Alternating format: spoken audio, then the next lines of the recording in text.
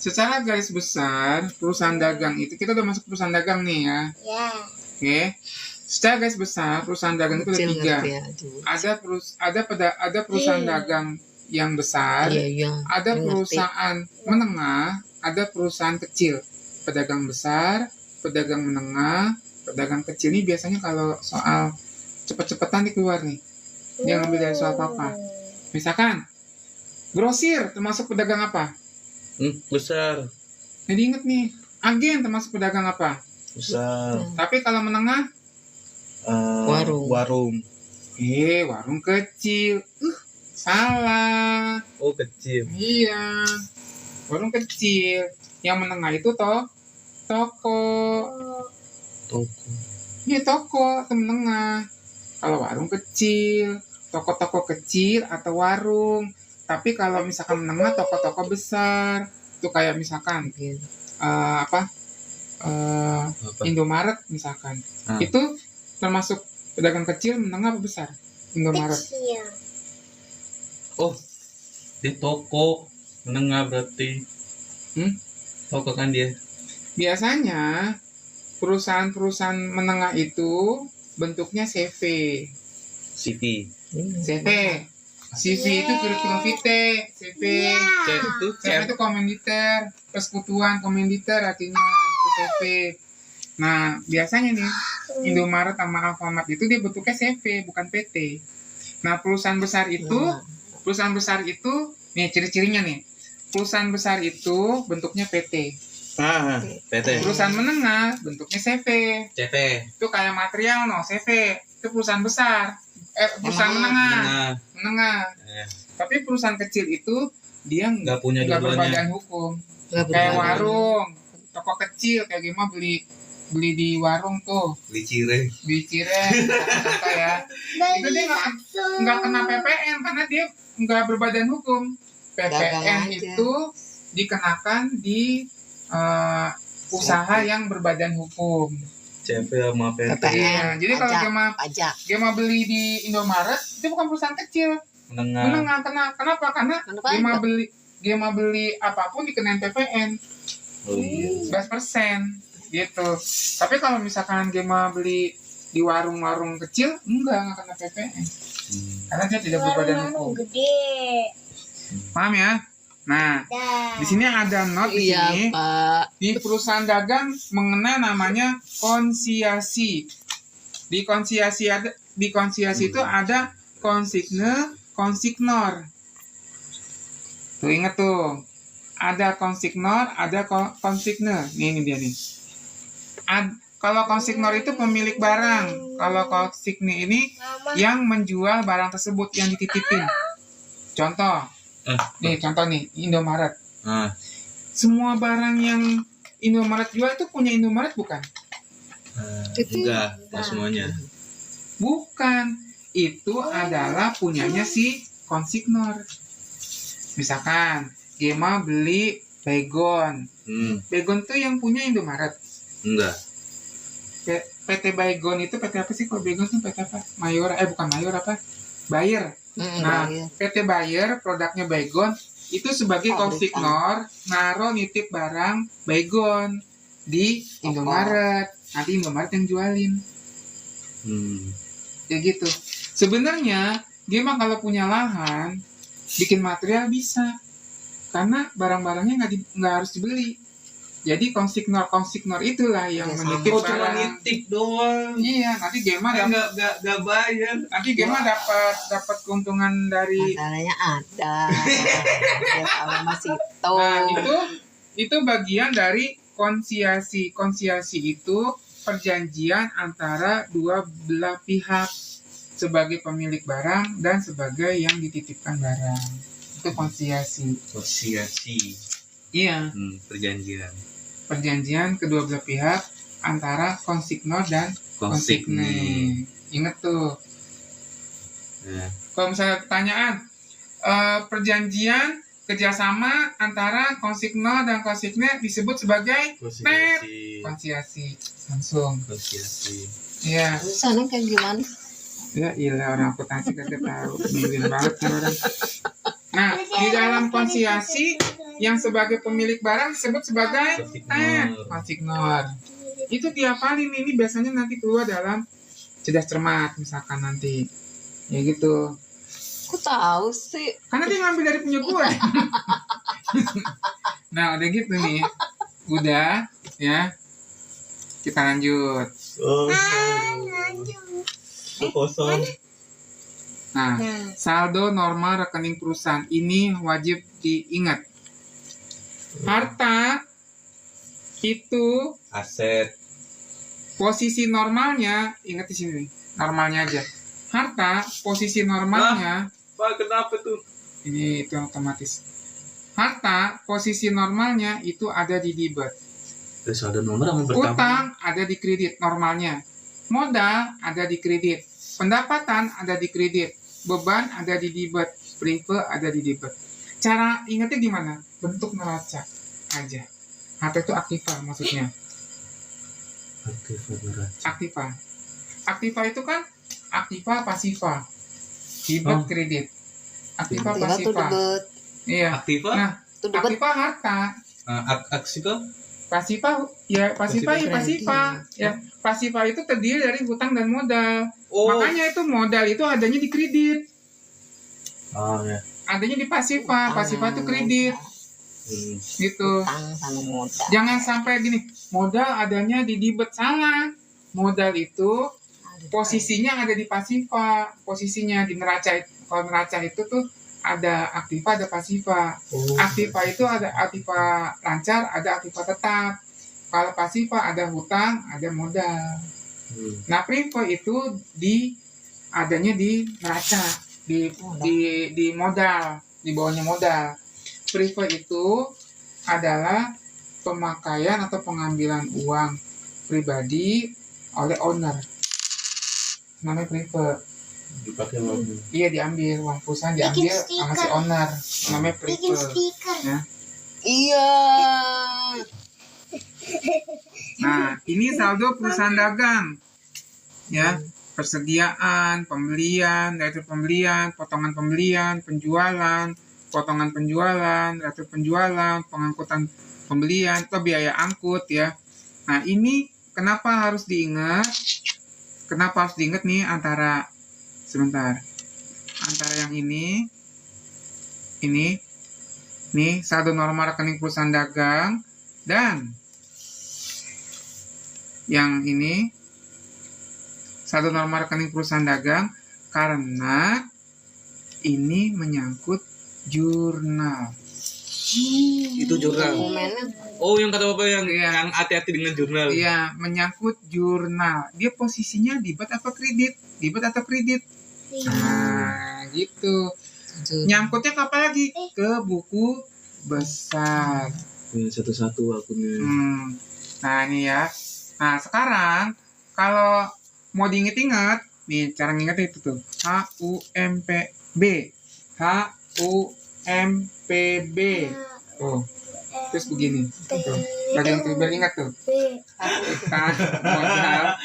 Kayak gini nih. Nih. Ayo pilih dua. HUMPB. Nah, berarti yang debit yang mana? Yang kredit yang mana? Harta, beban. Nih, kan HUMPB. Nah, berarti yang debit harta sama beban. Ya. Yang ini nih, yang apa? Hutang, modal, prive adanya di Kredit. kredit. Tuh gitu.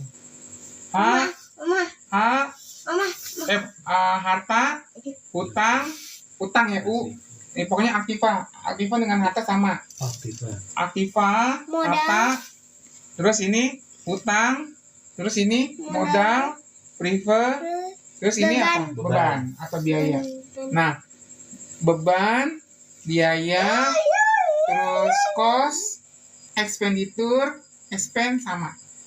artinya biaya semua. Itu biaya. Biaya beban. Biaya atau beban sama. Biaya, beban sama. Biaya, cost sama. Terus expenditure itu beban. Biaya juga. Expenditure biaya. Bahasa Inggrisnya. Itu bahasa Inggrisnya. Oh. Iya. Makanya nanti takutnya Gema soalnya pakai bahasa Inggris, padahal tuh sama semua artinya. Ada kos, Ekspedisi ada apa? ekspeditur. Ada kos Iya, biaya. itu sama, ya. Itu biaya. Iyalah, Iya. beban biaya. Sama aja. Nih, tangan orang. Nih, pokoknya inget ini, ya. Biar gampang. Karena nanti patokan bikin jurnal. Nah, bukti transaksi itu ada dua. Ada internal, ada eksternal. Ada internal, ada eksternal. Nah, kebanyakan sih bukti transaksi itu eksternal. Kalau internal namanya apa? Apa? Bukti transaksi internal namanya apa bentuknya? Catatan not ya. Memo. Memo. Internal. Internal. Memo Contohnya apa apa? nih? Misalkan Iya, nih, saya kertas jadi nih, memo. misalkan nih, kan kalau di perusahaan itu kan Kamu ada berutang. Cak. fisik deh. Nih, misalkan, ya geser. Aduh, sakit Nih, banget. di perusahaan itu ada yang namanya cash in bank, cash in hand, cash on hand, cash in bank. Jadi ada kas besar, ada kas kecil atau petty cash. Kas kecil itu petty cash. Nah, petty cash itu nilainya di perusahaan tuh nggak banyak-banyak. Sedangkan kas besarnya itu ada di bank, disimpan perusahaan itu di bank. Nah, kalau untuk driver beli bensin, rembes, itu menggunakan petty cash. Nah, kalau misalkan dia nggak ada buktinya, nggak ada bukti apa tuh struk bensinnya, maka adminnya akan membuat memo. Memo kan? Tadi kan bukti transaksi internal. Bukti. Bahwasanya Dokumen. dikeluarkan sejumlah uang untuk apa gitu. Oh, memo kayak gitu. Iya, contoh deh, kayak misalnya gini. Bikin sendiri. Nih, perusahaan beli kue-kue di warung.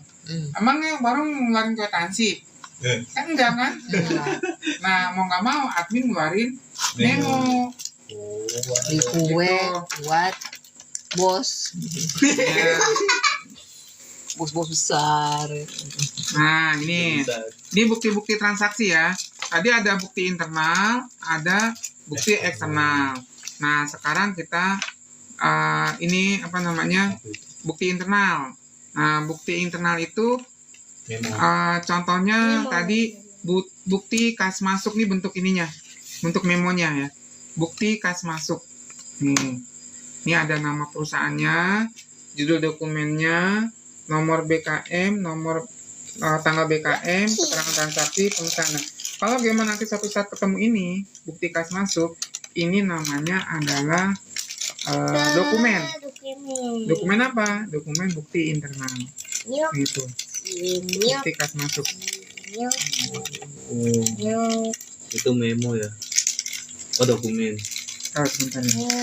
Kayaknya kalau bukti kas masuk itu kayaknya ini deh. Eksternal deh. Harusnya sebentar. Soalnya kan ini dari luar. Oh, sorry. Nih. Oke. Nih. Perusahaan itu perusahaan lain bayar hutang ke perusahaan. Jadi nama perusahaannya kan PT Makmur. Perusahaan Gema namanya PT Makmur ya, misalkan. Terus kemudian PT Cahaya itu bayar hutang ke Gema, ke PT Makmur. Kayak gitu. Ini bayar hutang gitu kan. Nah, kalau dalam akuntansi itu kan harus ada dokumennya kan. Iya, dokumen. Ada dokumen kan. Orang kan kalau bayar hutang kan Ada bukti. dia nggak ngasih bukti apa-apa kan. Dia cuma transfer uang gitu kan. Nah, administrasinya itu bikin namanya BKM. Kan? Nah, itu bukti kas masuk Oh. dari transaksi pembayaran hutang. Nah, ini internal nih. Nah, internal itu berarti BKM, BKK, sama memo. Ada 3. BKM, BKK, memo. Nah, ini bukti kas masuk ya. Internal. Nah, ini ada bukti kas keluar. Ini tuh bukti kas keluar. Misalkan pembayaran gaji, pembayaran utang. Tadi kan lunasan hutang dari luar ke dalam. Kalau pembayaran hutang dari dalam ke keluar, bayar gitu kan. Nah, ketika kita bayar kan kita juga nggak ngeluarin dokumen apa-apa kan, cuman transfer aja kan untuk bayar Iya. hutang kan. Nah, ini bikin bukti kas keluar ya. Terus ada lagi memo. Nah, biasanya kalau memo itu untuk penggunaan petty cash ya di lingkungan perusahaan. Misalkan penyediaan barang dari bagian bagian perlengkapan misalkan butuh kertas 3 rim. Nah, itu pakai memo. Namanya memo ya. Kemudian ada juga yang bukti-bukti eksternal. Pertama faktur. Nih faktur nih. Tiara, nih faktur. Ini contoh faktur ya. Nah, faktur ini dilihat siapa yang mengeluarkan faktur. Karena faktur itu gimana? Nah, siapa yang menerima, siapa yang mengeluarkan faktur. Gitu. Kalau misalkan si PT Makmur yang mengeluarkan faktur, berarti ini dianggap piutang karena orang lain itu berhutang. Tapi kalau misalkan PT Makmur yang nerima faktur dari orang lain, berarti kita yang berhutang. Kita yang berhutang. Kayak gitu. Jadi dilihat dulu, nih faktur siapa yang nerima, siapa yang ngeluarin. Kayak gitu. Istilahnya apa ya? Kayak faktur penjualan, faktur pembelian gitu. Jadi ada 2 faktur itu, ada faktur penjualan, ada faktur pembelian. Kalau misalkan ini PT Anugrah, kita kan tadi kan namanya PT Makmur kan. Kalau misalkan yang ngeluarin PT Anugrah dikasih ke kita, berarti faktur pembelian. Jatuh. Nah, berarti hutang. Tapi kalau misalkan kita yang membuat fakturnya dikasih ke perusahaan lain, itu namanya faktur penjualan. Kalau kita mau penjualan. Pendapatan. Iya, jadi faktur itu ada 2, ada faktur penjualan, ada faktur pembelian. Dilihat siapa yang membuat dan siapa yang menerima, intinya itu ya. Paham nggak? Sama aja kayak wesel, ada wesel bayar, ada wesel tagih. Wesel bayar hutang, wesel tagih itu piutang. Siapa yang membuat, siapa yang menerima, wesel itu gitu juga. Tulisannya wesel, nggak ada wesel tagih, wesel bayar, nggak ada. Wesel aja. Cuma masalahnya dilihat dari sininya, atasnya. Gimana kan kalau misalkan ada cash kan ketahuan kan PT-nya kan, ya kan? Misalkan ada ini data keuangan PT Makmur, terjadi transaksi berarti ini gimana posisinya di PT Makmur, intinya gitu. Kalau di sini bukan, nih misalkan ini ada transaksi, transaksi kan biasanya kan kalau kasus itu kan ada nama perusahaannya kan di atasnya. Udah transaksi itu nih kayak gini contohnya nih. Ini masuk ke sini deh. Pas kasus nih. Nih.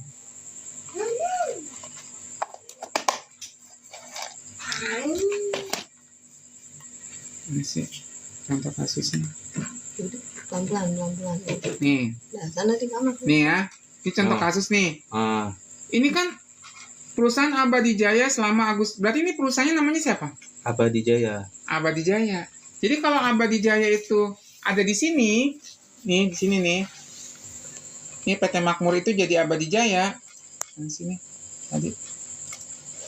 Nih. Nah, di sini Papa ganti nih PT Abadi Jaya. Berarti ini faktur penjualan apa pembelian? Kalau di situ PT Jaya, Abadi Jaya? Iya. Ini faktur pembelian penjualan. Penjualan. Kenapa alasannya? Karena kita yang buat. iya. Nanti faktur penjualan gitu untuk transaksi yang non tunai ya, kayak gitu. Nah, kita lanjut lagi ya. Ini singkat-singkat aja. Ini kwitansi. Nah, kwitansi ini biasanya untuk transaksi yang tunai. Tuh, ini kwitansi ya. Kemudian ini eksternal juga ya. Tadi apa yang eksternal? Ada faktur. Nah, yang perlu ingat nih, faktur dengan invoice sama. Invoice apa? Faktur. Oh, bahasa Inggrisnya. Astaga. Makanya kalau misalkan Gema ketemu invoice itu faktur. Invoice. Invoice. Faktur sama invoice sama ya. Nota kontan, ya nota kontan. itu juga eksternal. Terus apa lagi nih? Nota diber, Tangan ya. Terus ada apa lagi?